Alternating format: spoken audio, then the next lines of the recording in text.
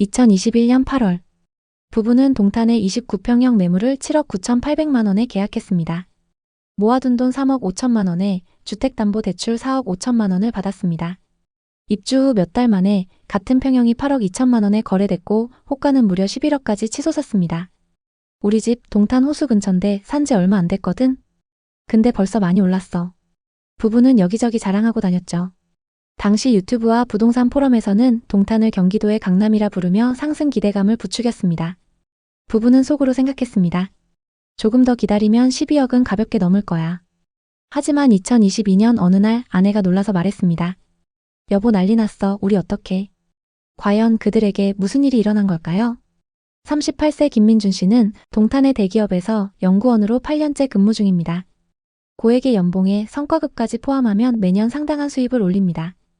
아내 이지은 씨는 37세로 삼성전자에서 일하면서 남편보다 높은 연봉을 받고 있습니다. 대학 시절 만난 연인으로 결혼 7년 차지만 아직 아이는 없습니다. 둘이 합치면 또래들에 비해 훨씬 많은 돈을 벌고 있습니다. 동탄 신도시의 전세로 살던 부부는 나름 안정된 삶을 살았지만 최근 몇 년간 전세가가 폭등하며 불안감이 커졌습니다.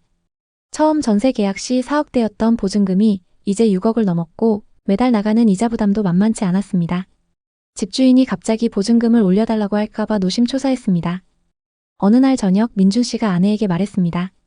여보, 우리 그냥 집 사는 게 낫지 않을까? 전세금이 이렇게 오르다간 영원히 남의 집에서 살 것 같아. 지은 씨도 동의했습니다. 맞아, 동탄이 이렇게 핫한데 지금 사면 투자도 되고 안정도 될 거야. 부부는 이미 3억 이상의 현금을 모아두었고 높은 연봉 덕에 대출도 여유롭게 받을 수 있었습니다. 집을 알아본 지 며칠 안 돼서 동탄 호수공원 바로 아래에 위치한 조건에 딱 맞는 아파트가 눈에 띄었습니다. 2019년에 준공된 신축 단지로 찾던 29평형이 있었고 호수공원이 바로 앞에 있어 산책로와 녹지가 풍부했습니다. 동탄 신도시는 삼성전자 사업장과 가까워 직주 근접이 뛰어났고 주변에 쇼핑몰, 병원, 학교까지 갖춰진 입지였습니다. 게다가 GTX 개통 호재로 서울 접근성이 훨씬 좋아질 전망이었습니다.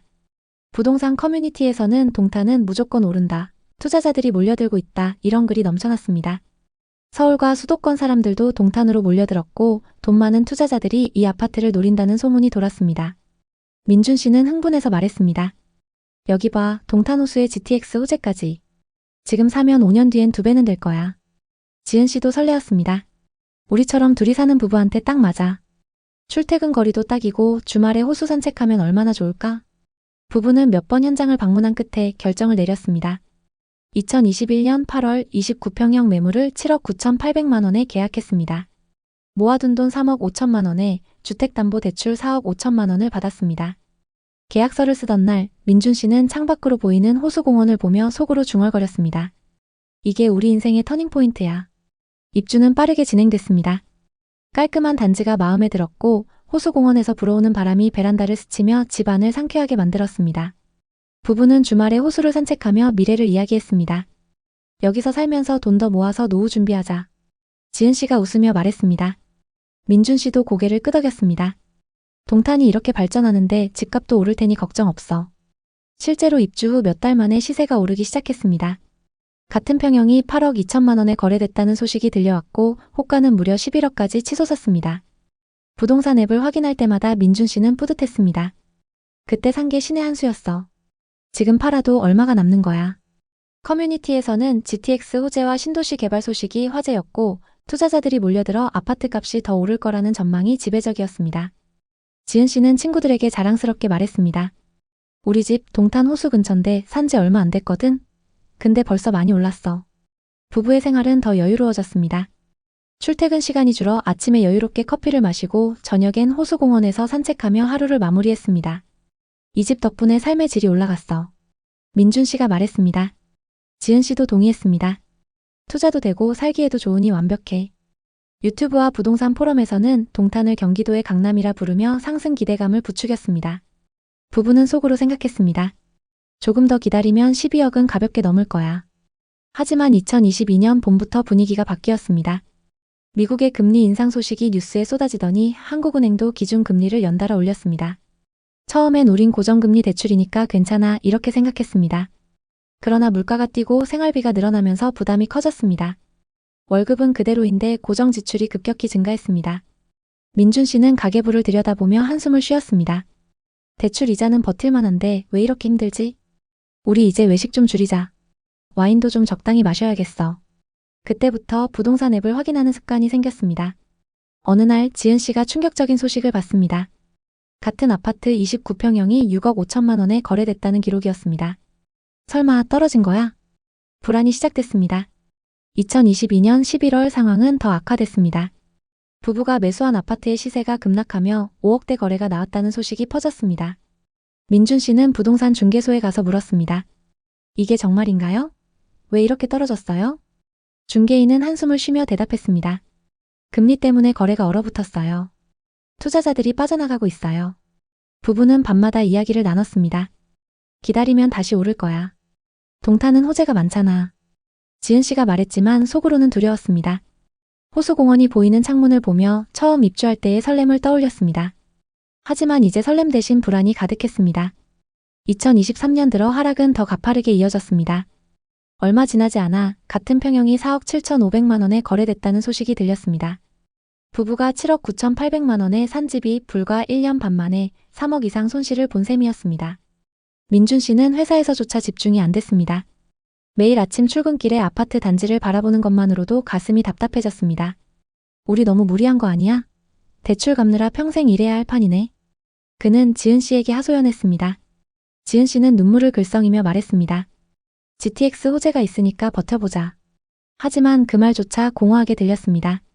매일 뉴스에서는 부동산 시장의 냉각 소식이 쏟아졌고 동탄 신도시에서 투자자들이 빠져나가고 전세 수요도 줄었다는 기사가 가득했습니다. 커뮤니티에서는 동탄 버블 터졌다, 이제 끝났다 이런 글이 올라왔습니다. 부부는 더 이상 호가나 시세를 확인하지 않기로 했지만 습관처럼 앱을 열었습니다. 이 집이 우리를 망치고 있어. 민준 씨가 중얼거렸습니다. 그는 밤에 잠을 이루지 못하고 호수공원을 바라보며 자책했습니다. 왜 그때 샀을까? 전세로 더 버틸 걸 그랬어. 지은 씨도 마찬가지였습니다. 출근 준비를 하며 거울을 볼 때마다 피곤한 얼굴이 보였고 우리가 잘못한 건가? 라는 자책이 머릿속을 맴돌았습니다. 하락은 단순한 숫자가 아니었습니다. 부부의 일상이 무너지기 시작했습니다. 예전에는 주말에 외식을 하며 여유를 즐겼지만 이제는 집에서 간단한 식사를 하며 지출을 줄였습니다. 이번 달 카드값이 더 많이 나왔어, 민준 씨가 말했습니다. 지은 씨는 한숨을 쉬며 대답했습니다. 우리가 꿈꿨던 안정된 삶이 이거야? 회사 동료들이 부동산 이야기를 할 때마다 민준 씨는 자리를 피했습니다.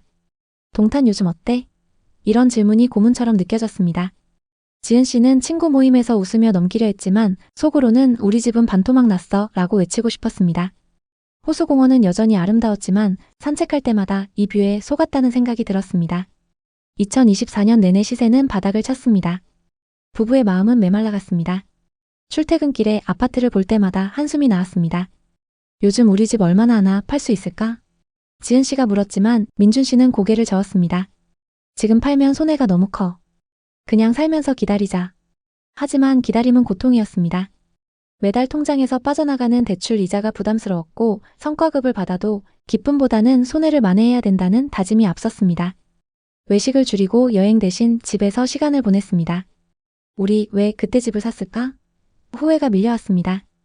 지은 씨는 밤마다 베개에 얼굴을 묻고 울었습니다. 내가 더 말렸어야 했어. 우리 인생이 이렇게 될 줄 몰랐어.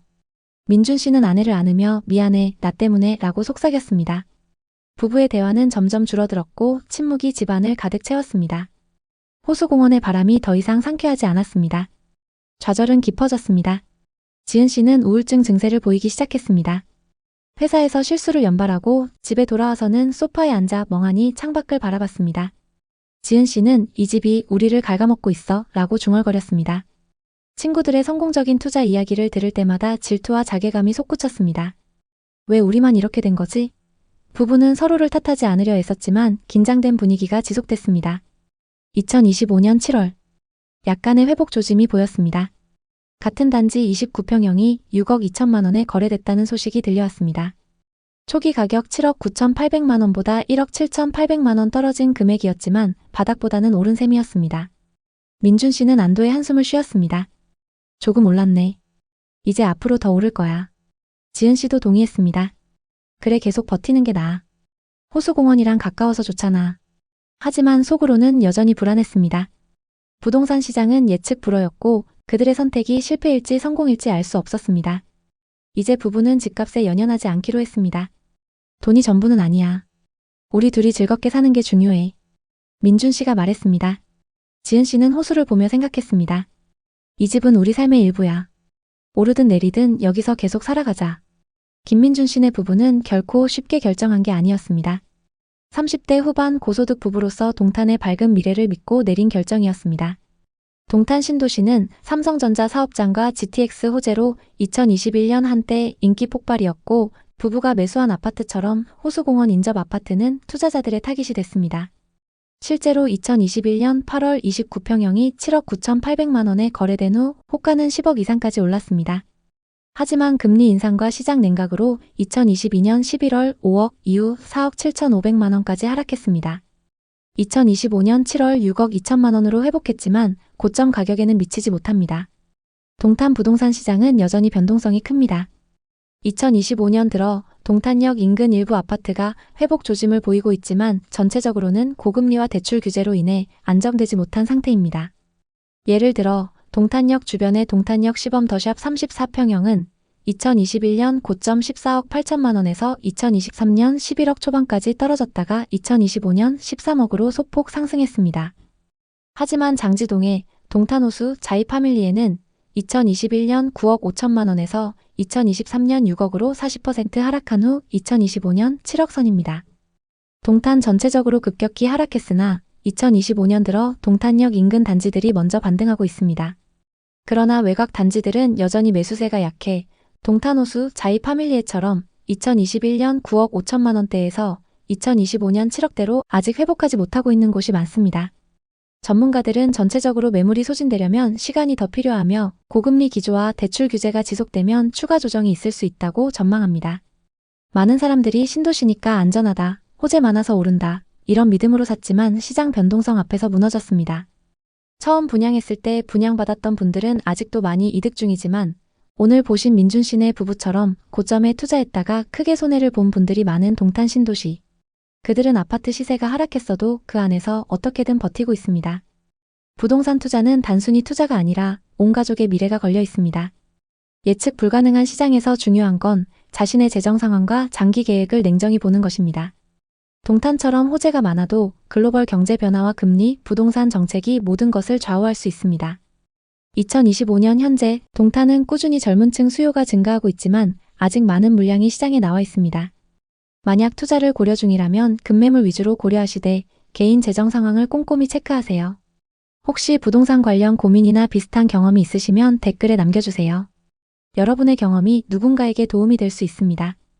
이 영상을 통해 부동산 투자의 위험성과 신중함의 중요성을 다시 한번 생각해보는 계기가 되셨길 바랍니다. 오늘의 이야기에 공감하셨다면 구독과 좋아요를 눌러주세요. 오늘도 시청해주셔서 감사합니다.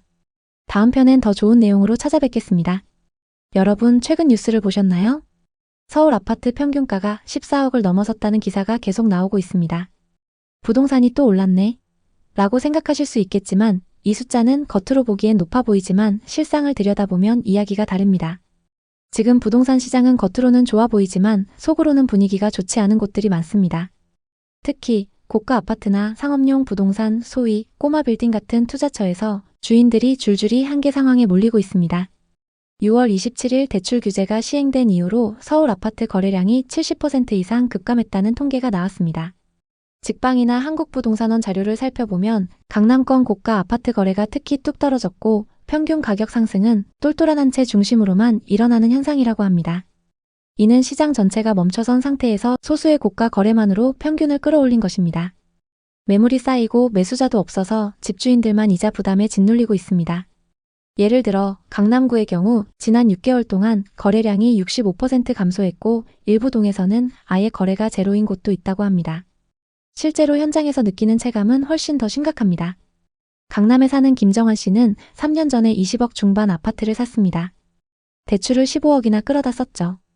그때는 집값은 무조건 오른다는 믿음이 컸으니까요. 당시만 해도 강남권 아파트는 매달 몇천만 원씩 오르는 분위기였고 김정환 씨도 지금 사지 않으면 영영 기회를 놓친다고 생각했답니다. 하지만 지금은 어떨까요? 이자만 매달 500만 원 이상 나가는데 집값은 제자리 걸음입니다. 심지어 비슷한 조건의 매물은 매수자가 없어서 2년째 팔리지 않고 있다고 합니다. 김정환 씨는 이자 내고 버티기 너무 힘들다고 하소연했습니다. 이런 사례가 지금 부동산 시장에서 하나둘이 아닙니다. 정부가 대출 규제를 강화하면서 6억 이상 대출을 받을 수 없어졌고 금리도 높은 상황이라 이자 부담이 커졌습니다. 예전에는 은행에서 집을 담보로 돈을 쉽게 빌릴 수 있었지만 지금은 절대 금액 자체가 제한되다 보니 모자라는 부분을 자기 자산으로 메워야 합니다. 그런데 그런 돈이 없는 사람들이 많아서 시장이 꽁꽁 얼어붙은 것입니다. 거래량이 줄면 자연스럽게 가격이 더 불안정해집니다. 올해 상반기만 살펴봐도 서울 주택 매매 가격 지수가 소폭 상승했지만 이는 고가 아파트 거래에 치우친 결과입니다. 실제로 전체 시장은 소강 상태이고 대출 조이기로 인해 젊은 세대나 서민층 수요가 꺾인 상황입니다. 특히 20대와 30대 수요가 급감하면서 시장의 활력이 떨어지고 있습니다. 또 다른 사례를 한번 살펴보겠습니다. 이민수 씨의 이야기입니다. 이분도 부동산 투자로 큰 코 다친 케이스입니다. 5년 전, 그러니까 2020년쯤이었을까요? 그때 부동산 시장이 한창 뜨거울 때였습니다. 민수 씨도 뒤처질 수 없다는 생각에 덜컥 투자에 뛰어들었습니다. 대상은 강북에 있는 꼬마 빌딩이었어요. 18억짜리 꼬마 빌딩 대출 13억을 끼고 샀습니다. 현금 5억 가지고 18억짜리 꼬마 빌딩을 사는 게 가능했죠. 월세 수익이 나쁘지 않을 거라는 계산이었고 빌딩 값도 오를 거라는 장밋빛 꿈을 꿨습니다. 처음에는 임차인들이 꽉 차 있어서 괜찮았습니다. 매달 월세가 들어오고 이자도 겨우 맞추면서 버텼죠. 그런데 코로나가 터지면서 임차인들이 하나둘 빠져나가기 시작했습니다. 공실률이 30%까지 치솟았고 월세 수익은 기대 이하로 떨어졌습니다. 대출 이자는 매달 540만 원씩 꼬박꼬박 나가는데 수익으로는 그걸 감당하기 버거웠습니다. 민수 씨는 조금만 버티면 되겠지 라고 생각하며 2년을 버텼지만 결국 빌딩을 23억에 내놓았습니다. 그런데 이게 또 안 팔리는 겁니다. 1년 넘게 매물로 내놨는데 매수 문의조차 거의 없었습니다. 지금까지도 매물이 팔리지 않고 있는데요. 민수 씨가 털어놓길 부동산은 주식처럼 쉽게 사고 팔 수 있는 게 아닙니다. 대출을 많이 끼고 들어가면 시장이 조금만 흔들려도 바로 직격탄을 맞습니다. 이렇게 말했습니다. 현재 서울 수도권에는 민수 씨와 비슷한 상황에 처한 분들이 많습니다. 특히 상업용 부동산 꼬마 빌딩 같은 경우는 공실률 때문에 더 심각합니다. 민수 씨처럼 레버리지를 활용해서 들어간 사람들이 시장 변동에 취약해진 것입니다. 당시 강북 지역의 상업용 부동산 공실률이 20%에서 35%로 급등했다는 보고서도 있었는데 이런 환경에서는 현금 흐름이 끊기기 쉽습니다. 민수 씨의 사례만 그런 게 아닙니다. 투자 실패 사례들은 정말 입이 떡 벌어질 정도로 많습니다. 예를 들어 동탄에 사는 이영식 씨 이야기를 해보겠습니다. 영식 씨는 4년 전 동탄 신도시에 15억짜리 아파트를 샀습니다. 대출 10억, 자기 돈 5억으로요. 그때는 동탄은 무조건 뜬다는 분위기였습니다. GTX 개발과 함께 신흥 부촌으로 주목받던 시기였죠. 하지만 지금은 어떨까요? 그 아파트 값이 12억으로 뚝 떨어졌습니다. 심지어 12억에도 거래가 안 되고 있죠. 대출 이자는 월 수백만 원씩 나가는데 집은 안 팔리고 전세금도 많이 떨어졌다고 합니다. 영식 씨는 이렇게 말했습니다. 이제 이자 내느라 적금도 깼어요. 언제까지 버틸 수 있을지 모르겠네요. 이분처럼 고가 아파트에 대출 끼고 들어간 사람들이 고금리와 거래량 감소로 고통받고 있습니다. 올해 6월 대출 규제 이후 강남구의 중위 거래 가격이 떨어질 조짐이 보인다고 합니다. 실제로 송파구의 경우 작년 대비 아파트 거래가 60% 이상 줄어들었고 일부 단지는 매물이 쌓여도 매수자가 없는 상황입니다. 또 다른 사례로는 상업용 부동산입니다. 양재역 역세권의 꼬마 빌딩을 산 최연아 씨. 25억에 샀는데 대출이 19억이었어요. 원래는 임차인들이 꽉 차 있어서 월세 수익이 괜찮았지만 코로나 이후로 임차인들이 줄줄이 나가면서 공실률이 50%까지 치솟았습니다. 월세 수익은 반토막인데 이자는 그대로 나가니까 매달 적자만 쌓이고 있습니다. 최연아 씨는 결국 빌딩을 27억에 내놨지만 2년째 매수자가 없습니다. 차라리 손해보고라도 팔까라며 후회하고 있습니다. 이분은 수입이 높은 의사인데도 현금 흐름이 막히면서 버티기 힘들어졌습니다. 비슷하게 김소정 씨는 수원에 20억짜리 상가 건물을 샀습니다. 대출 15억을 끌어다 썼는데 공실률이 30%가 넘어가면서 월세가 이자를 못 따라가고 있습니다. 김소정 씨는 이렇게 말했습니다. 임차인 구하기가 하늘의 별 따기네요.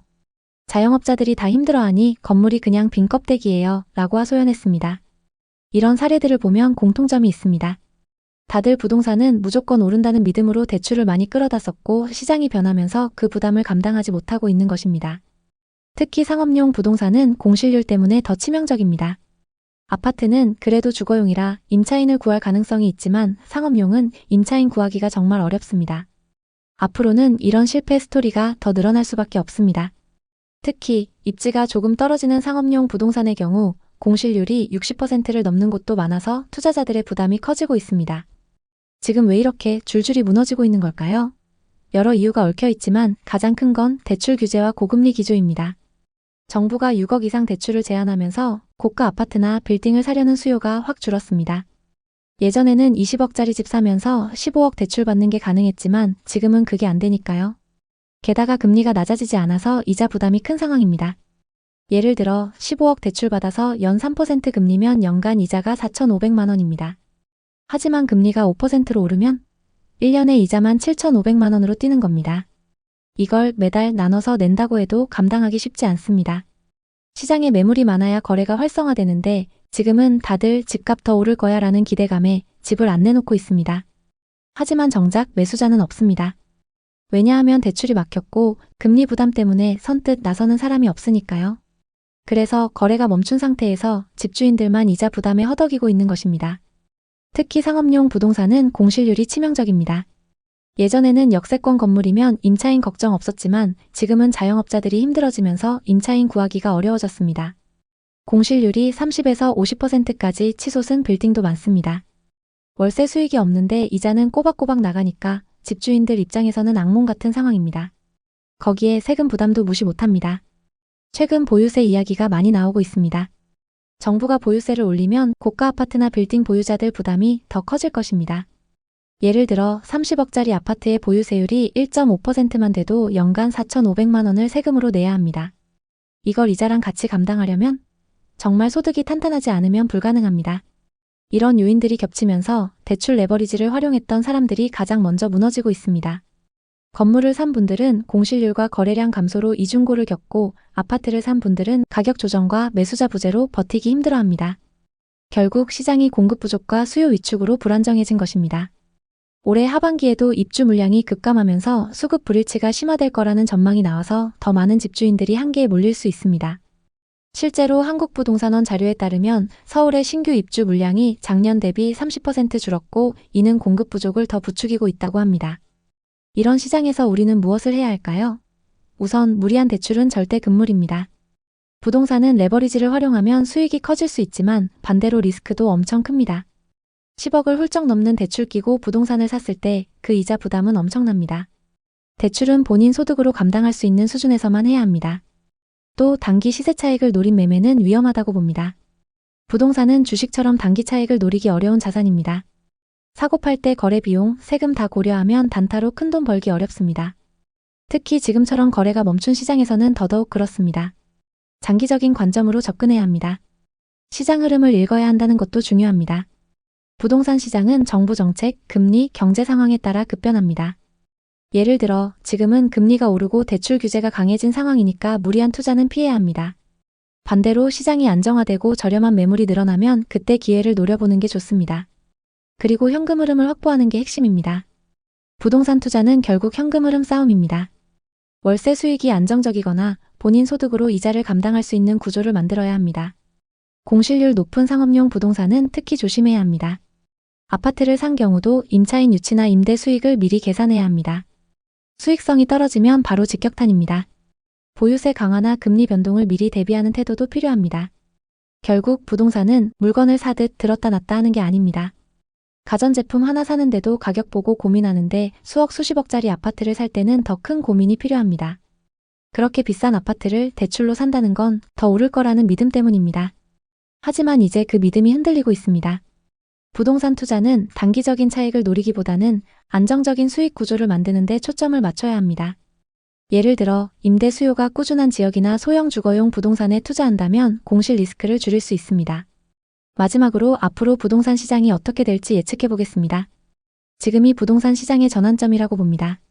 고가 아파트나 상업용 부동산은 당분간 거래가 더 줄어들 가능성이 높습니다. 정부가 대출 규제를 풀지 않는 한 매수자가 쉽게 나타나지 않을 것입니다. 게다가 보유세가 강화되면 고가 부동산 보유자들이 매물을 내놓으면서 공급이 늘어날 수도 있습니다. 그렇게 되면 가격 조정이 올 가능성도 배제할 수 없습니다. 특히 강남권 고가 아파트나 역세권 꼬마 빌딩 같은 경우 지금처럼 이자 부담과 공실률 문제로 버티지 못하는 주인들이 늘어나면 시장에 매물이 쌓일 것입니다. 그때가 되면 가격이 더 현실적으로 조정될 가능성이 높습니다. 물론 장기적으로 보면 부동산은 여전히 매력적이지만 단기적으로는 조심해야 할 타이밍입니다. 올해 상반기 데이터를 살펴보면 서울 아파트 매매가가 상승했지만 이는 규제 전 거래의 영향이고 하반기에는 크게 둔화될 것입니다. 입주 물량 감소로 전세가율이 급격히 떨어진 곳도 있어서 임대 시장도 불안정합니다. 대출 의존했던 분들은 더 힘들어질 수 있습니다. 또 상업용은 공실 문제로 장기 불황이 올 수도 있습니다. 한국은행의 최근 보고서에 따르면 금리가 내년까지 고금리를 유지할 가능성이 높다고 하니 이자 부담은 더 커질 수 있습니다. 여러분 오늘 이야기 어떠셨나요? 부동산 시장은 겉으로는 화려해 보이지만 속으로는 정말 많은 집주인들이 힘들어하고 있습니다. 큰 실패를 겪은 분들의 이야기를 들으며 부동산 투자만큼 신중해야 하는 것도 없다는 걸 다시 한번 느꼈습니다. 만약 여러분도 투자 계획이 있다면 무리한 대출은 피하고 시장 흐름을 꼼꼼히 체크하시길 바랍니다. 혹시 부동산 투자로 성공하거나 실패했던 경험이 있다면 댓글로 공유해주세요. 여러분의 경험이 누군가에게 큰 힘이 될 수 있습니다. 오늘의 이야기에 공감하셨다면 구독과 좋아요를 눌러주세요. 오늘도 시청해주셔서 감사합니다. 다음 편엔 더 좋은 내용으로 찾아뵙겠습니다. 분양 직후 계약한 타입에 5천만 원 이상의 프리미엄이 붙었다는 소식을 들었을 때 그는 확신에 차 있었습니다. 이건 절대 실패할 리 없다고 생각했습니다. 시장의 열기가 뜨거워지자 그는 욕심을 내기 시작했습니다. 성공적인 투자 결과에 자신감을 갖게 된 그는 무리한 선택을 하게 됩니다. 그 결과 지금 그는 빚더미에 나앉게 됐는데요. 대체 그에게 무슨 일이 일어난 걸까요? 인천의 송도국제도시.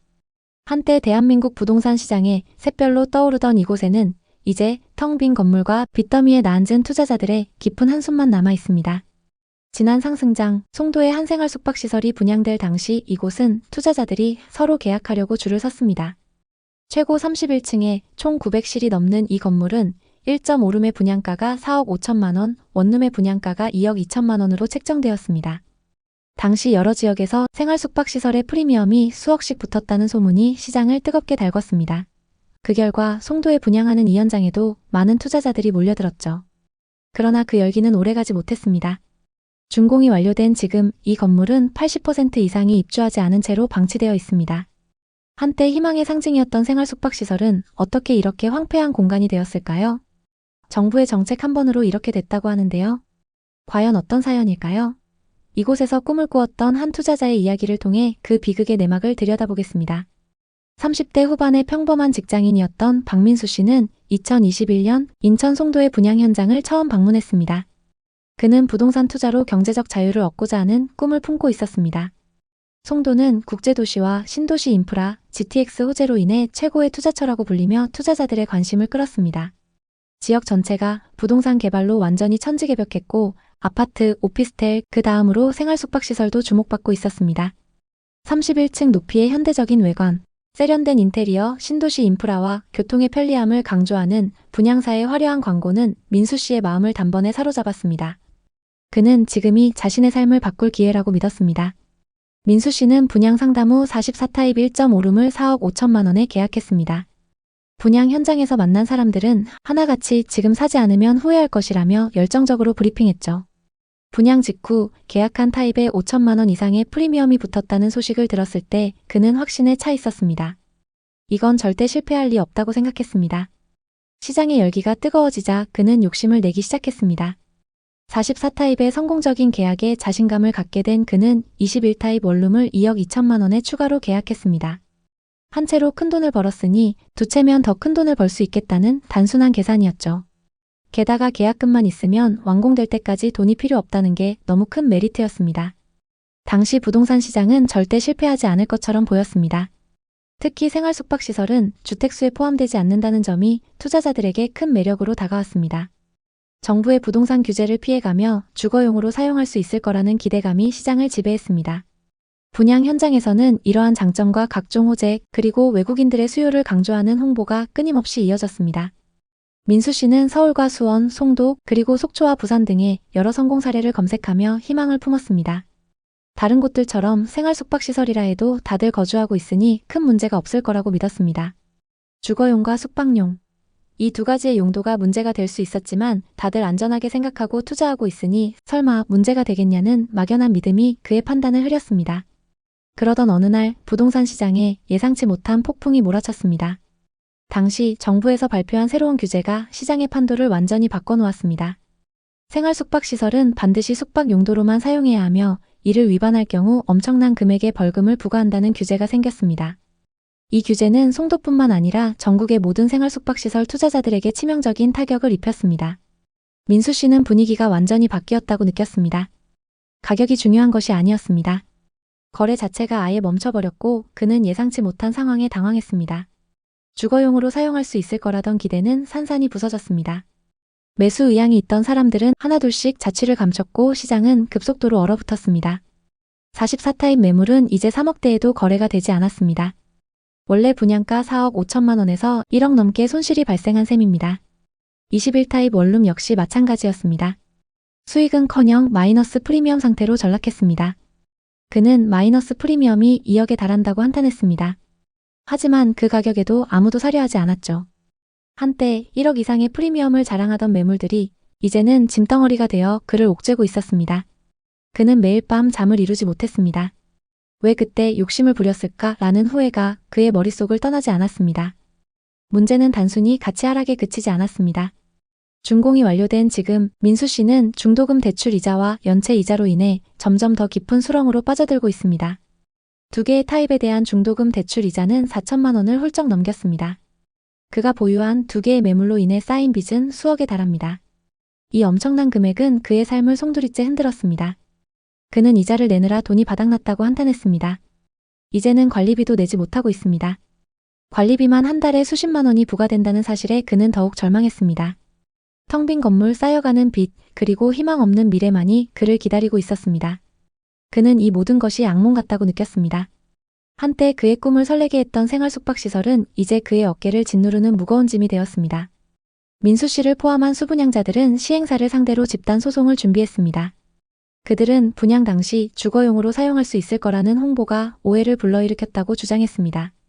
하지만 시행사는 생활 숙박시설이라고 명확히 공지했고 확약서도 받았다며 책임을 회피했습니다. 또 시행사도 정부 정책 때문에 곤란한 상황에 놓인 피해자라고 했습니다. 법적으로도 수분양자들의 승소 가능성은 희박해 보였습니다. 확약서에는 분명히 생활 숙박시설이라는 용도가 명시되어 있었고 계약자들은 이를 인지하고 서명했습니다. 하지만 그들은 분양 당시의 분위기와 홍보에 비추어 주거용으로도 충분히 가능하다고 믿었습니다. 현재 해당 생숙은 오피스텔로 용도 변경을 추진 중입니다. 빠르면 올해 말쯤 용도 변경이 완료될 가능성이 있지만 시장의 인식은 이미 망한 현장으로 굳어졌습니다. 금융권에서도 이곳을 위험 자산으로 간주하며 대출을 꺼리고 있습니다. 민수 씨는 용도 변경이 된다 해도 기대했던 만큼 가치가 오르지 않을 것이라고 회의적이었습니다. 이미 이미지 타격이 너무 크기 때문에 누가 여기 투자하려고 하겠냐며 그는 냉소적으로 말했습니다. 그는 뉴스에서도 이 현장이 망했다고 언급된 것을 본 적이 있다고 털어놓았습니다. 그는 한때 친구들 사이에서 부동산 투자로 성공한 사람으로 주목받았습니다. 44타입 계약하고 프리미엄 1억 원이 붙었다는 소식을 들었을 때 그는 벼락부자가 된 기분이었다고 회상했습니다. 친구들은 그를 부러워했고 그는 자랑스러웠습니다. 하지만 이제 그는 그때의 기억을 떠올리는 것조차 고통스럽습니다. 그는 부끄러워서 누구에게도 이 상황을 말하지 못한다고 고백했습니다. 그는 과거로 돌아갈 수 있다면 절대 이 투자를 하지 않았을 것이라고 단언했습니다. 부동산은 무조건 오른다는 생각이 잘못이었다고 이렇게 내려갈 수도 있다는 것을 뼈저리게 깨달았다고 그는 한숨을 쉬었습니다. 시간을 되돌리고 싶다는 말과 함께 정부와 시행사에 바라는 점을 조심스레 꺼냈습니다. 생활 숙박시설과 오피스텔을 명확히 구분해 계약자들이 헷갈리지 않도록 해달라고. 정부 정책이 이렇게 왔다 갔다 하면 자신 같은 사람들이 피해를 본다고 호소했습니다. 확실한 정책을 세워달라고 그는 간곡히 요청했습니다.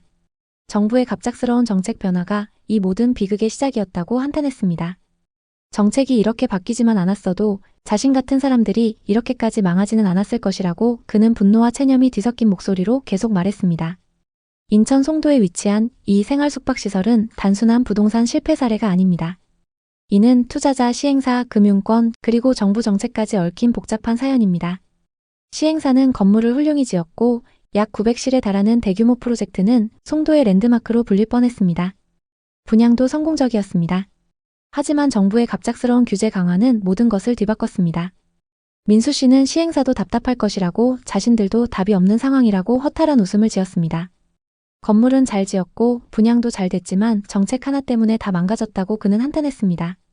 지금 인천 송도에는 텅 빈 생활 숙박시설들과 함께 수많은 투자자들의 한숨이 남아 있습니다. 한때 부동산 투자는 부자가 되는 지름길로 여겨졌습니다.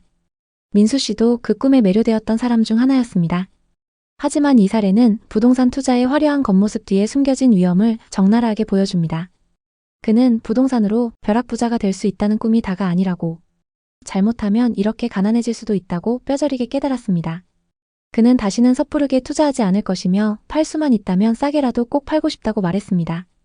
송도 생활 숙박시설의 실패 사례는 부동산 투자 열풍이 얼마나 위험할 수 있는지를 보여줍니다.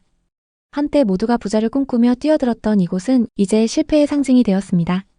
민수 씨와 같은 투자자들은 정부 정책의 변화, 시장의 변동성, 그리고 잘못된 낙관주의가 어떻게 삶을 송두리째 흔들 수 있는지를 뼈저리게 체험했습니다. 이 이야기는 단순히 개인의 실패담이 아닙니다. 이는 부동산 시장의 복잡성과 불확실성을 이해하지 못한 채 투자에 뛰어들 때 어떤 결과를 초래할 수 있는지를 보여주는 경고입니다. 부동산 투자는 여전히 부를 창출할 수 있는 기회일 수 있습니다. 하지만 신중한 분석과 철저한 준비 없이는 큰 손실로 다가올 수 있습니다. 민수 씨의 이야기는 우리에게 한 가지 교훈을 남깁니다. 모든 부동산이 부자를 만들어주는 것은 아닙니다. 잘못된 선택은 이전보다 더 가난하게 만들 수도 있습니다. 여러분도 민수 씨처럼 힘들었던 순간이 있었나요? 댓글에 여러분의 이야기를 자유롭게 남겨주세요. 여러분의 경험이 누군가에게는 한 번 더 생각할 기회가 될 수 있습니다. 이 영상을 통해 부동산 투자의 위험성과 신중함의 중요성을 다시 한번 생각해보는 계기가 되셨길 바랍니다. 오늘의 이야기에 공감하셨다면 구독과 좋아요를 눌러주세요. 오늘도 시청해주셔서 감사합니다. 다음 편엔 더 좋은 내용으로 찾아뵙겠습니다. 매물은 31평형 30층으로 매매가는 9억 9,500만 원이었습니다. 자금은 기존 전세 보증금에 모은 돈을 다 합쳐 3억을 마련했고 부모님 도움 2억, 나머지 5억은 주택담보대출로 충당했습니다. 한 달 만에 같은 단지 비슷한 조건의 매물이 10억 8천만 원에 거래됐다는 소식이 들려왔죠. 심지어 호가 시세는 13억까지 치솟았습니다. 준혁 씨는 웃으며 말했습니다. 이미 성공한 거나 다름없어. 부부는 새 가구와 고급 가전제품들을 구입하며 집을 꾸며나갔습니다. 친구들과의 술자리에서 그는 자신감 넘치게 말했죠. 기흥에 주상복합 아파트 샀는데 벌써 1억 넘게 올랐어. 그러던 어느 날 준혁 씨는 부동산 앱을 확인하며 눈을 의심했습니다. 설마 우리 집이 이렇게까지 떨어질 리 없어. 준혁 씨의 집은 얼마까지 떨어진 걸까요? 그리고 떨어진 집값은 다시 올랐을까요? 2021년 초 30대 중반 신혼부부인 이준혁, 최수연 부부는 용인의 한 오피스텔에서 전세로 살고 있었습니다. 결혼 4년 차 전세로 살던 20평대 오피스텔은 점점 좁게 느껴졌습니다. 특히 아이를 계획하며 더 넓고 안정된 집에 대한 열망이 커졌죠. 이제 우리도 진짜 내 집을 가져야 하지 않을까? 준혁 씨가 수연 씨에게 조심스레 말을 꺼냈습니다. 수연 씨는 고개를 끄덕였습니다. 맞아, 집주인이 전세금 올릴지 눈치 보는 거 이제 지쳤어. 우리 집에서 안정적으로 살고 싶어. 부부는 용인 기흥구의 신축 주상복합 아파트를 주목했습니다. 기흥역 초역세권, 신축 단지의 상권까지 완벽한 입지였습니다. 무엇보다 부동산 시장이 뜨겁게 달아오르던 시기였죠. 용인 부동산 시장은 2021년 당시 전국에서 가장 뜨거운 지역 중 하나였습니다. 삼성전자 기흥 캠퍼스와 수원, 화성 등 인근의 산업단지로 인해 꾸준히 유입되는 젊은 직장인들, GTX 개통 계획과 기흥역 주변 개발 호재로 투자자들의 관심이 집중되었죠. 부동산 뉴스는 연일 용인 반도체 클러스터 호재로 거래량 최대, 기흥역 역세권, 지금이 마지막 기회, 이런 헤드라인으로 도배되었습니다. 전문가들은 용인은 수도권 접근성과 개발 호재로 장기적으로도 상승 여력이 충분하다며 낙관적인 전망을 쏟아냈습니다. 준혁 씨는 부동산 앱을 보며 말했습니다. 여기 매매가가 많이 오르긴 했는데 신축의 역세권이니까 더 오를 가능성이 높아. 수연 씨도 동의했습니다. 실거주도 되고 투자 가치도 있겠네. 지금 안 사면 나중에 더 비싸질 거야. 부부는 이 기회를 놓치고 싶지 않았습니다. 매물은 31평형 30층으로 매매가는 9억 9,500만 원이었습니다. 자금은 기존 전세 보증금에 모은 돈을 다 합쳐 3억을 마련했고 부모님 도움 2억, 나머지 5억은 주택담보대출로 충당했습니다. 월 이자는 약 100만 원으로 계산되었습니다. 이 정도면 감당할 수 있어. 전세 살면서 매번 오르는 전세금보다 낫지. 준혁 씨가 자신 있게 말했습니다. 2021년 중순 부부는 계약서에 도장을 찍었습니다. 계약 직후 용인 부동산 시장은 더욱 뜨거워졌습니다. 한 달 만에 같은 단지 비슷한 조건의 매물이 10억 8천만 원에 거래됐다는 소식이 들려왔죠. 심지어 호가 시세는 13억까지 치솟았습니다. 부부는 환호했습니다. 우리 진짜 잘했어. 한 달 만에 1억이나 올랐잖아. 시장의 열기는 부부의 자신감을 부추겼습니다. 집값이 이렇게 오를 줄 알았으면 더 일찍 샀을 텐데. 준혁 씨는 웃으며 말했습니다. 이미 성공한 거나 다름없어. 부부는 새 가구와 고급 가전제품들을 구입하며 집을 꾸며나갔습니다. 준혁 씨는 뿌듯함을 감출 수 없었습니다. 내가 타이밍을 잘 잡았구나. 친구들과의 술자리에서 그는 자신감 넘치게 말했죠. 기흥에 주상복합 아파트 샀는데 벌써 1억 넘게 올랐어. 용인은 역시 대박이야. 모두 부러워했고 부부는 실컷 투자 이야기를 했죠. 그 중에는 부동산 투자를 하지 않은 친구들도 있었는데 그들에게 부동산도 소개해주면서 투자를 권유했습니다. 부동산 전문가가 된 것 같아 뿌듯했습니다. 그러나 2022년부터 기흥역 주변 신축 아파트의 호가는 점차 하락했고 실거래가도 급격히 떨어졌습니다. 부부가 계약한 지 1년 반 만에 비슷한 조건의 매물이 7억 5천만 원에 거래되었습니다. 준혁 씨는 부동산 앱을 확인하며 눈을 의심했습니다. 설마 우리 집이 이렇게까지 떨어질 리 없어. 하지만 하락은 멈추지 않았습니다. 2022년 말 같은 단지의 매물이 6억 9천만 원에 거래되었습니다. 부부가 계약한 9억 9천5백만 원에서 3억 가까이 하락한 셈이었습니다. 어떻게 6억 9천만 원이야? 우리가 산 가격보다 3억이나 낮아졌다고? 준혁 씨는 침묵한 채 스마트폰만 들여다봤습니다. 부동산 커뮤니티는 기흥역 주변 과열이었다. 신축도 하락은 면치 못해 이런 글들로 도배되었습니다. 전문가들은 용인시장은 단기 과열로 조정이 불가피하다. GTX 호재도 아직 멀었고 대출 규제가 지속되면 추가 하락 가능성도 있다고 경고했습니다. 지인들의 말은 부부의 마음을 더욱 무겁게 했습니다. 너희 집 괜찮아? 요즘 용인 집값 많이 빠졌다던데? 수연 씨는 웃으며 넘기려 했지만 속으로는 불안이 커져갔습니다. 특히 최근 과소비했던 것들이 부담으로 다가왔습니다. 그때 좀 더 신중했어야 했어. 수연 씨가 중얼거렸습니다. 준혁 씨는 짜증 섞인 목소리로 대꾸했습니다. 그때 너도 좋아했잖아. 이제 와서 후회한다고 뭐가 달라져? 부부 사이에 처음으로 날카로운 대화가 오갔습니다. 설상가상으로 은행에서 연락이 왔습니다. 금리 인상으로 인해 대출 이자가 조정됩니다. 월 이자가 208만 원으로 상향됩니다. 준혁 씨는 계산기를 두드렸습니다. 추가 부담이 너무 커. 하락장의 고통은 여기서 끝나지 않았습니다. 부부는 매일같이 부동산 앱을 확인하며 새로운 거래 소식에 가슴이 철렁했습니다. 같은 단지 다른 동에서 7억 2천만 원에 거래된 매물이 나타났습니다. 이는 부부의 매매가보다 2억 7천5백만 원 낮은 가격이었습니다. 수연 씨는 울먹이며 말했습니다. 왜 이렇게 비쌀 때 샀어? 조금만 더 기다렸으면. 준혁 씨는 답답한 마음에 버럭 화를 냈습니다. 그때 너도 사자고 했잖아. 나만 잘못한 거야? 수연 씨는 눈물을 글썽이며 방으로 들어가 문을 쾅 닫았습니다. 부부는 서로를 원망했고 대화가 줄었습니다. 집은 더 이상 꿈의 공간이 아니라 부담과 스트레스의 상징이 되어갔습니다. 고통은 재정적 부담뿐만 아니라 정서적 갈등으로 이어졌습니다. 수연 씨는 밤마다 부동산 커뮤니티를 뒤지며 낮은 거래가를 볼 때마다 한숨을 쉬었습니다. 내 친구는 전세로 버티다가 더 싸게 샀어. 우리가 너무 성급했어. 준혁 씨는 그런 아내를 보며 짜증을 냈습니다. 그때는 다들 오를 거라고 했어. 나보고 어쩌라는 거야? 부부는 점점 사소한 일에도 날을 세웠습니다. 집은 더 이상 안식처가 아니라 부부의 불화를 증폭시키는 공간이 되어갔습니다. 신혼 후 첫 우리 집이었지만 새 집에서의 삶이 행복하지 않았습니다. 거래는 뚝 끊겼고 매물이 쌓여가면서 가격도 계속 떨어졌습니다. 가계부는 더욱 암울했습니다. 월 고정 지출은 대출 이자 208만 원, 관리비 25만 원, 생활비 150만 원, 보험료와 통신비 등으로 400만 원을 넘었습니다. 수연 씨의 프리랜서 수입은 불규칙했고 준혁 씨의 월급만으로는 빠듯했습니다. 부부는 외식을 완전히 끊고 주말 쇼핑도 멈췄습니다. 부동산 앱은 더 이상 열어보지 않았습니다. 또 7억짜리 매물 나왔다고 하면 나 미칠 것 같아. 하지만 우려했던 일이 벌어졌습니다. 같은 단지 다른 동에서 6억 9천만 원에 거래된 매물이 커뮤니티에 올라왔습니다. 부부가 계약한 가격보다 3억이나 낮은 금액이었습니다. 준혁 씨는 앱을 보며 중얼거렸습니다. 우리가 너무 고점에 샀나 이게 말이 돼? 수연 씨는 울컥하며 말했습니다. 그때 네가 더 신중했어야지. 이렇게 될 줄 알았으면 전세로 더 살았을 거야. 2025년 초 용인 부동산 시장은 소폭 회복되었습니다. 같은 단지 매물이 8억 3천만 원에 거래되었지만 여전히 부부가 계약한 9억 9,500만 원에는 한참 못 미쳤습니다. 수연 씨는 네이버 부동산을 보며 한숨 지었습니다. 다른 동에 8억 매물 또 나왔대. 우리는 왜 이렇게 비싸게 산 거지? 준혁 씨는 아무 말 없이 고개를 숙였습니다. 부부는 매일 밤 가계부를 들여다보며 지출을 줄일 방법을 고민했습니다. 수연 씨는 강의 일을 늘리려 했지만 일감이 줄어들며 수입이 불안정했습니다. 준혁 씨는 야근을 늘렸지만 늘어난 이자와 생활비를 감당하기엔 역부족이었습니다.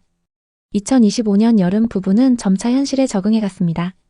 시세는 여전히 8억 중반선에서 머물렀고 부부의 매매가는 손실 구간이었습니다. 하지만 그들은 더 이상 아파트 시세에 연연하지 않았습니다. 이제 와서 후회해봤자 뭐해. 여기서 우리가 사는 게 중요하지. 준혁 씨가 말했습니다. 수연 씨도 고개를 끄덕였습니다. 맞아, 다투는 것도 지쳤어. 우리 같이 이겨내자. 수연 씨는 영어 과외를 새로 시작하며 가게의 보탬이 되었고 준혁 씨는 회사에서 승진하며 월급이 소폭 올랐습니다.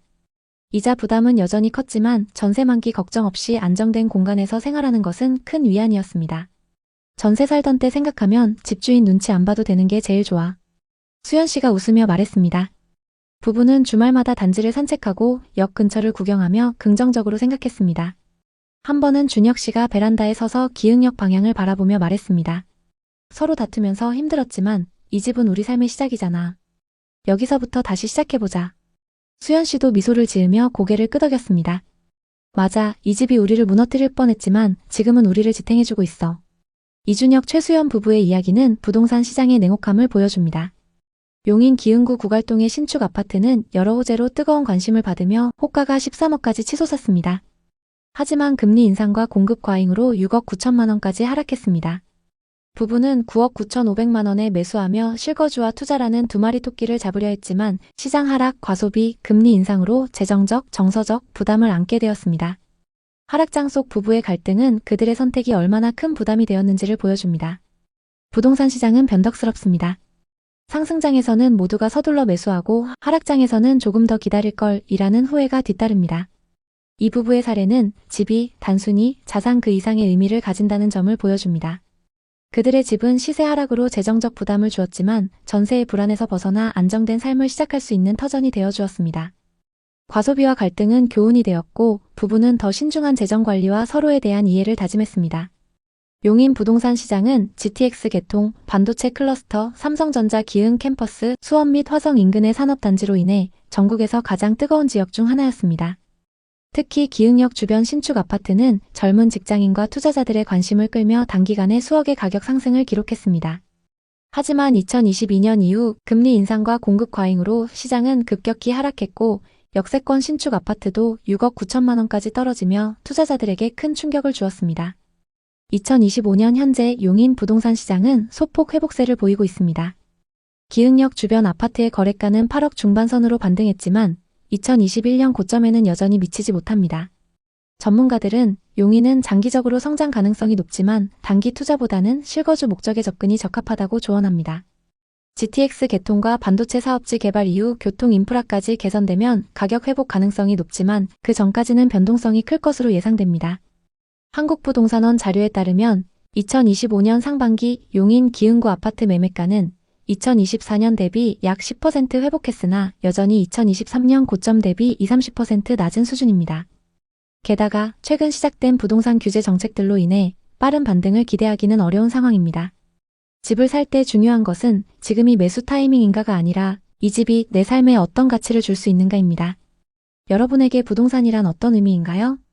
댓글에 여러분의 생각을 자유롭게 남겨주세요. 여러분의 소중한 댓글은 누군가에게 큰 위로가 될 수 있습니다. 오늘의 이야기에 공감하셨다면 구독과 좋아요를 눌러주세요. 끝까지 시청해주셔서 감사합니다. 다음 편엔 더 좋은 내용으로 찾아뵙겠습니다. 김진영 씨는 올해 48세로 평택에서 샤브샤브 전문 식당을 12년째 운영하고 있습니다. 아내 이수지 씨는 46세로 식당에서 주방과 매출 관리를 도맡아 했죠. 샤브샤브는 부부가 함께 일군 사업입니다. 둘 사이에는 올해 고등학교 1학년이 된 딸 은서가 있습니다. 부부의 식당은 신선한 재료와 특제 소스로 입소문이 나며 주말이면 대기줄이 길게 늘어서는 명소가 되었습니다. 10년 넘게 임대상가에서 식당을 운영하며 땀 흘린 덕에 부부는 꽤 많은 돈을 모았습니다. 하지만 매달 내는 월세와 불안정한 임대 생활은 그들의 마음을 무겁게 했습니다. 진영 씨는 늘 생각했습니다. 이렇게 열심히 일하는데 우리만의 자산이 없으면 언제까지 이렇게 살아야 하나? 수지 씨도 동의했습니다. 언젠가는 우리도 안정적인 수익원이 필요해. 어느 날 딸 은서가 저녁 식사 자리에서 말했습니다. 아빠, 우리 집이 좀 더 넓었으면 좋겠어. 친구들은 다 좋은 데 사는데. 그 말은 부부의 가슴에 깊이 박혔습니다. 진영 씨는 밤마다 잠을 이루지 못하며 생각했습니다. 이제 정말 투자할 때가 됐어. 평택이 이렇게 뜨고 있는데 지금이 기회야. 특히 상업용 부동산은 수익률이 은행보다 훨씬 낮다는 소문으로 투자자들 사이에서 화제였습니다. 주변 식당 주인들이나 손님들이 평택은 이제 동탄처럼 된다. 상가 하나 사면 평생 먹고 살 수 있어요. 라고 입을 모았고 부부도 그 분위기에 휩쓸렸습니다. 식당 운영으로 모은 돈이 4억에 가까워지자 진영 씨는 수지 씨에게 조심스럽게 말했습니다. 여보, 우리도 부동산 해볼까? 식당 말고 안정적인 수익원이 생기면 은서 대학도 걱정 없을 거야. 수지 씨는 잠시 고민하다 고개를 끄덕였습니다. 그래, 지금 안 사면 후회할 것 같아. 평택이 이렇게 뜨는데. 부부는 부동산 앱을 뒤지며 상가 매물을 찾기 시작했습니다. 상업용 부동산이라면 리스크가 적고 안정적이라고 믿었기 때문이었습니다.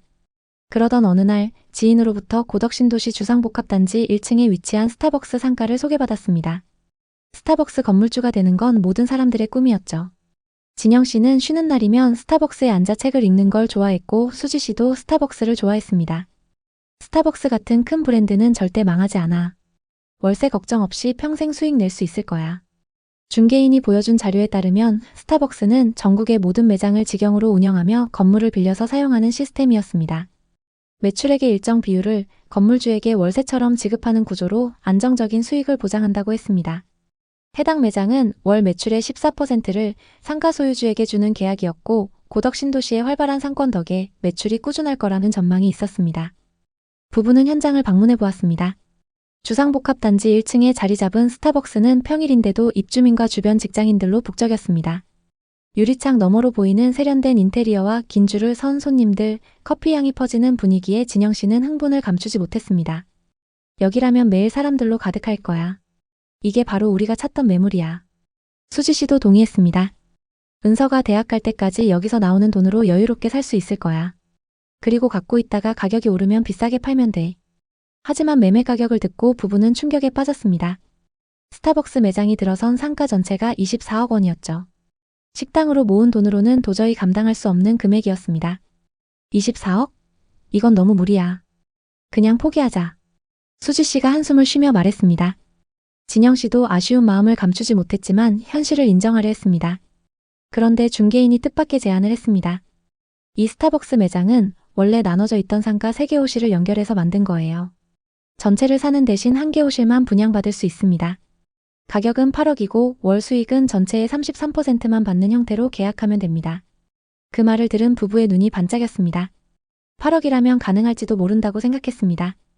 고덕신도시의 상업용 부동산을 보니 개발붐으로 가격이 더 오를 전망이었고 스타벅스라는 강력한 브랜드가 입점해 있으니 리스크가 적어 보였습니다. 진영 씨는 단호하게 말했습니다. 이게 마지막 기회야. 우리도 스타벅스 건물주 되는 거야. 수지 씨도 동의하며 말했습니다. 그래, 무리하더라도 이건 할 만한 투자인 것 같아. 부부는 모아둔 현금 3억에 담보대출 5억을 받아 1개 호실을 8억에 분양받았습니다. 계약서를 쓰던 날 진영 씨는 상가의 창문을 바라보며 속으로 중얼거렸습니다. 이제 우리도 스타벅스 주인이야. 식당 말고 안정적인 수익원이 생겼어. 수지 씨도 미소 지으며 말했습니다. 상가 가격도 계속 오를 거래. 계약 후 몇 달은 모든 게 꿈만 같았습니다. 스타벅스 매출이 꾸준히 오르면서 월세 수익도 점점 늘어났습니다. 처음엔 월 300만 원 정도 들어오던 수익이 400만 원까지 치솟았습니다. 수익률은 6%가 넘었죠. 부부는 식당을 운영하면서도 매달 통장에 들어오는 돈을 보며 기뻐했습니다. 이게 바로 현금 흐름이지. 평택이 뜨니까 스타벅스도 같이 오를 거야. 진영 씨가 웃으며 말했습니다. 수지 씨는 친구들에게 자랑스럽게 말했죠. 우리 스타벅스 상가 계약했어. 매출 비율로 돈 들어오는데 브랜드가 워낙 강해서 걱정 없어. 은서도 친구들에게 이거 스타벅스 우리 엄마 아빠 거야 라며 자랑했습니다. 밤이 되면 부부는 식당을 마감하고 집에서 차를 마시며 미래를 꿈꿨습니다. 이 수익으로 식당 확장하거나 또 다른 투자해볼까? 그 시절 부부의 삶은 희망과 안정으로 가득 차 있었습니다. 상가 시세도 심상치 않았습니다. 계약 후 몇 주 만에 같은 평형의 상가가 8억 5천만 원에 거래됐다는 소식을 들었습니다. 중개사무소에 들러 물어보니 고덕신도시 개발로 더 오를 거예요. 그리고 스타벅스 입점 상가는 프리미엄이 더 붙습니다. 이렇게 말했습니다. 진영 씨는 속으로 계산했습니다. 지금 팔면 벌써 1억 이익이야. 하지만 아직 멀었지, 한참 오를 거야. 유튜브에서 평택 부동산 영상을 보니 고덕신도시는 삼성 효과로 폭발적 성장이라는 제목이 많았고 온라인 커뮤니티에서는 투자자들의 낙관적인 전망이 넘쳤습니다. 스타벅스 상가는 절대적이야. 그리고 평택은 이제 시작이지. 부부는 자신들에게 되뇌었습니다. 우린 단기 투자로 산 게 아니야. 안정적인 수익원을 만들려고 산 거야. 그렇게 말하면서도 속으로는 기대감이 커졌습니다. 혹시 이 상가 덕분에 노후에 일을 안 하면서도 여유롭게 살 수 있지 않을까? 마음 한구석에서 피어나는 욕심은 부인할 수 없었습니다. 하지만 2023년 봄 분위기가 급격히 바뀌기 시작했습니다. 뉴스에서는 경제 불안 소식이 매일 쏟아졌고 평택 상권도 서서히 위축되었습니다. 처음엔 남일처럼 느껴졌습니다. 스타벅스는 브랜드라 괜찮아. 게다가 임대료가 매출 비율이니까. 수지 씨가 자신을 다독이며 말했습니다.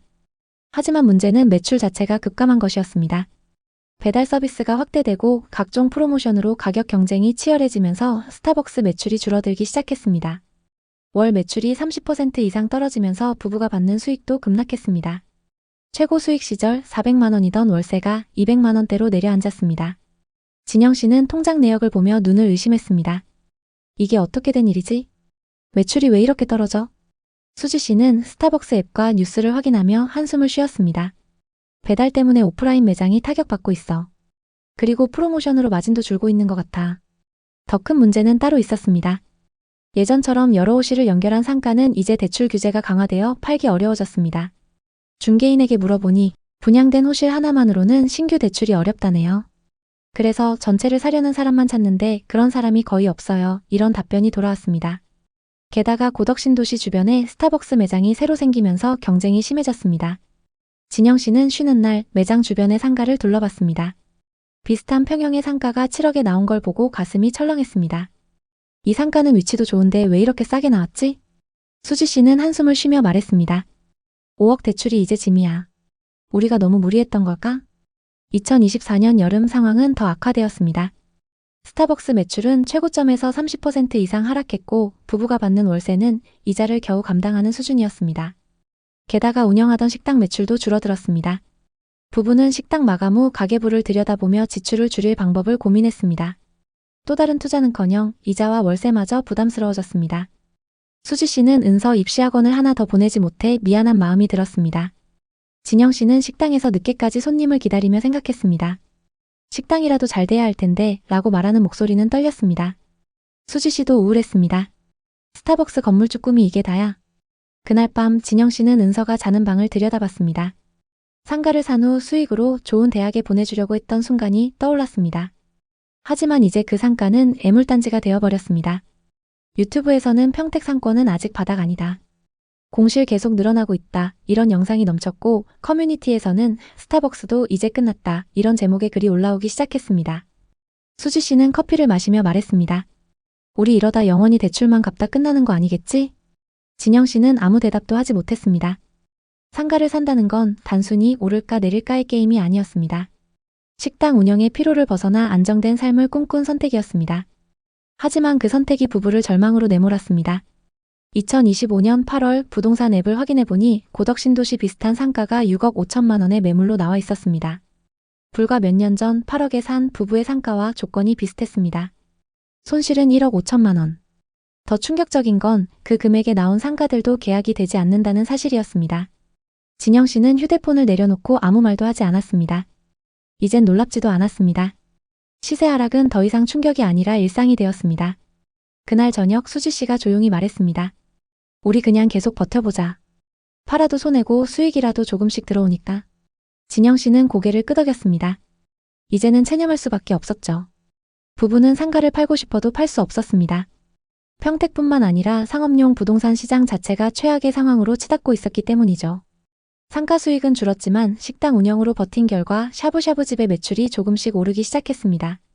프랜차이즈들이 생기면서 어려워졌지만 신선한 재료와 좋은 서비스로 기존 고객들이 다시 찾아오기 시작했던 거죠.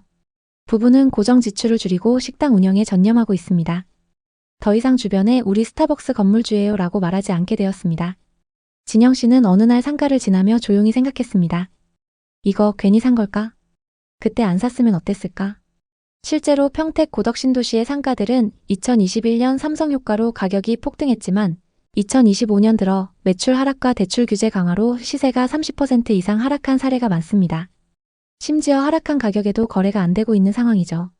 예를 들어 비슷한 주상복합 상가가 2021년 10억 원대에 거래됐던 게 2025년 7억 원대로 내려앉았습니다.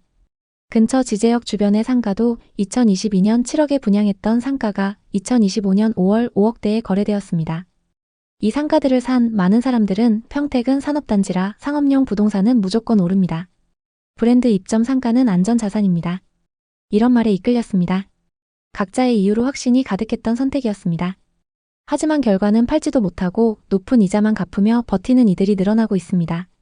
그나마 앞서 살펴본 부부처럼 유명 업체와 계약으로 임대료를 받고 있는 사람들은 낫죠. 공실로 유지되는 상가들이 수도 없이 많습니다. 그렇다고 모두가 실패했다고 단정 지을 수는 없습니다.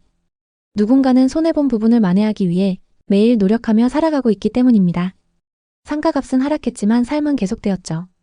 최근 정부의 부동산 정책 변화로 규제가 심해지고 있고 스타벅스처럼 브랜드 매장이어도 매출 하락이 계속되고 있습니다. 여전히 어려운 상황인 건 사실이죠. 부동산, 특히 상업용 부동산에 투자할 때는 어떤 업종을 임차하고 어느 정도의 매출이 나올지를 먼저 생각해야 합니다. 만약 여러분도 투자 계획이 있다면 무리한 대출은 피하고 시장 흐름을 꼼꼼히 체크하시길 바랍니다. 혹시 부동산 투자로 성공하거나 실패했던 경험이 있다면 댓글로 공유해주세요. 여러분의 경험이 누군가에게 큰 힘이 될 수 있습니다. 오늘의 이야기에 공감하셨다면 구독과 좋아요를 눌러주세요. 오늘도 시청해주셔서 감사합니다. 다음 편엔 더 좋은 내용으로 찾아뵙겠습니다. 30대 후반의 지훈 씨네 부부는 제주도에서 게스트하우스를 운영하며 새로운 삶을 꾸려가고 있었습니다.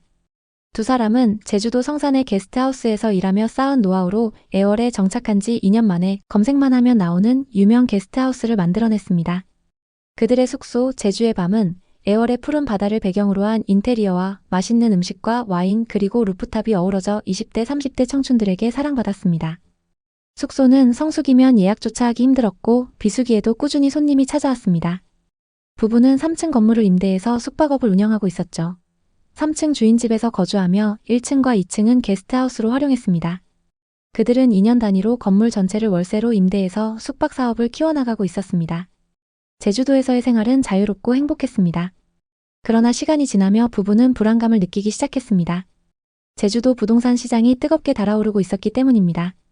중국인 투자자와 서울 수도권 외지인들이 몰려들며 애월읍의 부동산 가격이 치솟았습니다. 부부가 임대로 운영하던 건물 근처 땅값은 2년 만에 가격이 2배로 뛰었고 식당이나 카페 어딜 가도 부동산 이야기가 자주 들려왔습니다.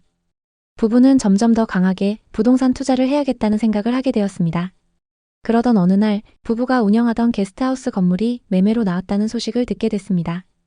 소식을 들은 지 얼마 안 돼서 부동산에서 연락이 왔습니다. 매매하려는 손님이 있어서 건물을 보러 와도 되겠냐는 연락이었죠. 그렇게 손님들과 부동산 중개인이 게스트하우스에 방문했습니다. 부부가 인테리어를 잘 해놨기 때문에 매물을 본 손님은 곧 계약할 것처럼 마음에 들어 했습니다. 그러자 부부는 불안해지기 시작했습니다. 건물을 꾸민 건 우린데 건물 주인만 좋게 생겼네. 돈 좀 모아서 이 건물 사려고 했는데 아쉽다. 얼만지 물어나 볼까? 부부는 곧장 부동산 중개업소에 연락해 시세를 확인했습니다. 2021년 8월 제주 애월의 건물 가격은 15억의 매물로 나와 있었습니다. 부부는 망설였습니다. 우리가 사기엔 너무 비싸다. 대출은 얼마나 나올까? 요즘 법인 사업자 내시면 건물 가격의 최대 80%까지 대출 가능해요. 그때 보셨던 손님들도 거의 다 대출로 사려고 하시는 거예요. 매매 가격이 15억이니까 잘 받으면 11억, 12억까지도 대출 가능합니다. 이미 은행에 감정평가도 들어갔어요. 생각보다 대출이 많이 나온다는 소식에 부부는 매수 의향을 밝히고 은행에 대출 한도 조회를 요청했습니다. 며칠 뒤 은행에서 연락이 왔습니다. 결과는 매우 긍정적이었는데요. 이미 해당 건물에서 숙박 사업을 운영하면서 매출도 상당했고 사업 용도로 사용할 것이기 때문에 대출이 11억 5천만 원까지 가능하다는 연락을 받았습니다. 건물 임대료와 대출이자를 계산해보니 건물을 사서 운영하는 게 훨씬 효율적일 것 같았죠. 여보, 우리가 이 건물 사자. 대출이야 벌어서 차근차근 갚아나가면 돼. 남한테 주기 너무 아까워. 그들은 이 건물이 사업과 주거를 넘어 자신들의 노력과 꿈이 담긴 공간이 될 것이라 믿었습니다. 계약은 순조롭게 진행되었습니다. 건물주와의 관계도 좋았기 때문에 건물 옥상과 마당 보수 작업도 흔쾌히 받아냈죠. 항상 지내던 공간이었지만 빌려서 쓸 때와는 느낌이 전혀 달랐습니다. 무엇보다 앞으로 월세를 내지 않아도 된다는 사실이 가장 행복했습니다. 매수 후 얼마 지나지 않아 놀라운 소식이 들려왔습니다. 근처 토지가 21억에 거래되었다는 것이었습니다. 부동산 중개업소에서는 인근 땅값이 치솟고 있다는 이야기도 들려왔습니다. 부부는 기뻤습니다. 제주 부동산 시장은 여전히 뜨거웠고 유튜브와 커뮤니티에서는 에어릅이 제주도의 핫플레이스라 불리며 투자 가치가 높다고 떠들썩했습니다. 부부는 이 집이 단순히 사는 곳이 아니라 노후 자산까지 책임져 줄 것이라 기대했습니다. 수진 씨는 가끔 부동산 앱을 열어 주변 건물과 토지 시세를 확인하며 흐뭇해했습니다. 그녀는 투자로 산 것이 아니라 사업을 잘 운영하기 위해 산 거라며 스스로를 다잡았지만 마음 한구석에서는 기대감이 커져갔습니다. 지훈 씨 역시 숙소 손님들과 부동산 이야기를 나누며 제주도의 미래에 대한 낙관적인 전망을 공유했습니다. 그들의 건물은 단순히 집과 사업장이 아니라 꿈과 안정의 상징이 되었습니다. 그러나 2022년 가을 분위기가 바뀌기 시작했습니다. 뉴스에서는 미국의 금리 인상과 한국은행의 기준금리 인상이 연일 보도되었습니다. 처음에는 남의 일처럼 느껴졌습니다. 숙박 사업이 잘 되고 있었기에 이자 부담이 크지 않다고 생각했습니다. 하지만 문제는 금리만이 아니었습니다. 물가가 급등하며 유지비가 크게 늘어났습니다. 안 그래도 물가가 높은 제주도의 생활이 더욱 힘들어졌죠. 숙소 운영 비용도 덩달아 올랐습니다. 청소업체 금액도 급격히 뛰었고 음식 비용도 감당하기 어려워졌습니다. 수진 씨는 매일 가계부를 들여다보며 지출을 줄이려 노력했습니다. 불필요한 비용을 줄이고 숙소의 가격도 올려야 했습니다. 그러자 손님들의 발길이 점차 줄어들었습니다. 비수기에는 예약이 두세 팀 이하로 잡히는 날도 생겼습니다. 늘어난 생활비와 줄어든 수입은 부부의 어깨를 무겁게 눌렀습니다. 11억 5천만 원에 대한 대출이자가 엄청난 압박으로 다가왔습니다. 그러던 어느 날 수진 씨는 부동산 카페에서 충격적인 소식을 접했습니다. 제주도의 부동산 거래가 뚝 끊기고 유명 연예인 등 많은 사람들이 떠나간다는 글이 올라와 있었습니다. 불과 1년 만에 분위기가 완전히 바뀐 것이었습니다. 그녀는 믿을 수 없어 중개업소에 전화해 확인했습니다. 하지만 돌아온 대답은 냉혹했습니다. 요즘 제주 부동산이 많이 식었어요. 금리 때문에 거래가 거의 없어요. 수진 씨는 매일 밤 부동산 앱을 확인하며 거래 금액을 들여다보았습니다. 시세는 계속해서 하락했습니다. 2023년 초 인근 건물이 11억에 거래되었다는 소식이 들려왔습니다. 부부가 건물을 매수할 때만 해도 그 건물의 시세는 14억 정도였는데 최근 3억 낮은 가격에 팔렸다는 거였죠. 수진 씨는 가슴이 철렁했습니다. 그녀는 처음 건물을 샀을 때의 설렘과 숙소가 매일 만시를 기록했던 때를 떠올렸지만 이제 그 기억은 불안으로 덮여 있었습니다. 2023년 여름 상황은 더 악화되었습니다. 주변의 숙박업소들이 줄줄이 매물로 나오고 있다는 소식이 들려왔습니다. 부부는 이제 더 이상 시세를 확인하지 않으려 했지만 불안은 멈추지 않았습니다. 숙소 운영은 여전히 어려웠고 대출 이자와 생활비는 부부의 통장을 점점 갉아먹었습니다. 수진 씨는 밤마다 잠을 이루지 못했습니다.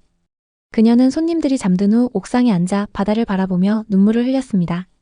바다 뷰가 한때는 꿈의 상징이었지만 이제는 무거운 짐처럼 느껴졌습니다. 그녀는 혼자 중얼거렸습니다. 왜 이렇게 됐을까? 이 건물이 우리를 망치고 있어.